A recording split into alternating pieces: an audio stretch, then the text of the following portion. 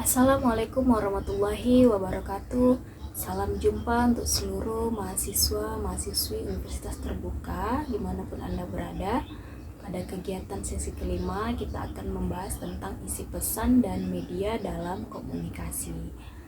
Isi pesan dalam komunikasi politik memiliki kesamaan pada setiap orientasi pesannya, baik itu propaganda atau sekedar informasi saja, yang cenderung menekankan adanya persuasi.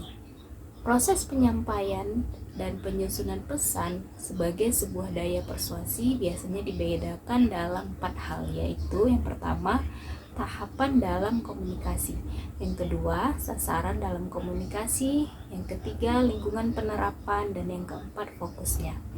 Selain itu, terdapat juga pesan yang diciptakan untuk membuat popularitas politis sebagai tujuan utama dalam konteks isi pesan komunikasi politik. Ini ada 3 bentuk. Yang pertama, iklan politik, yang kedua, kehumasan politik, dan yang ketiga, publisitas dan manajemen pesan.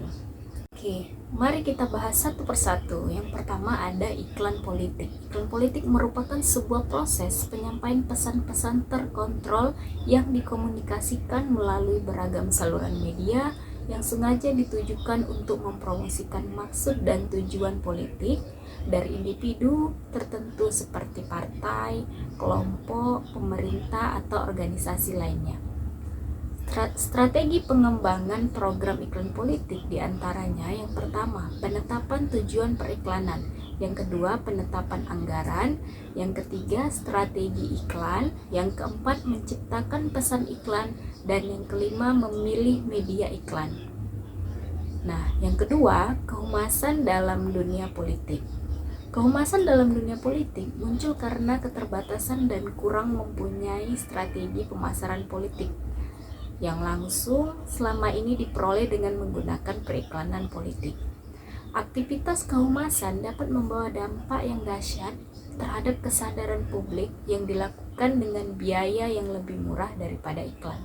Ada 3 tahapan yang harus diperhatikan para penggiat kehumasan politik. Yang pertama, menetapkan tujuan dengan memilih pesan dan wahana humas.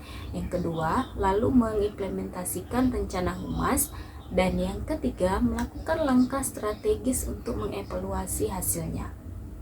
Begitu erat kaitannya antara publisitas dan peran media massa menunjukkan pentingnya mengenali dan mengetahui jenis-jenis publisitas, seperti yang pertama, siaran berita, yang kedua, artikel fitur bisnis, yang ketiga, artikel fitur pelayanan masyarakat, yang keempat, publisitas keuangan, yang kelima, publisitas bergambar, yang keenam, bahan latar belakang redaksional, dan yang ketujuh, publisitas darurat.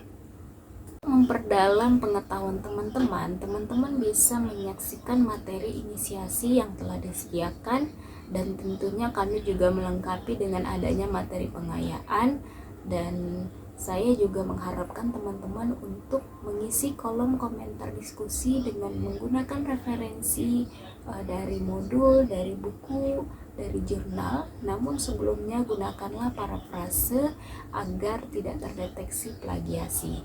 Sekian dari saya, selamat belajar dan semangat. Assalamualaikum warahmatullahi wabarakatuh.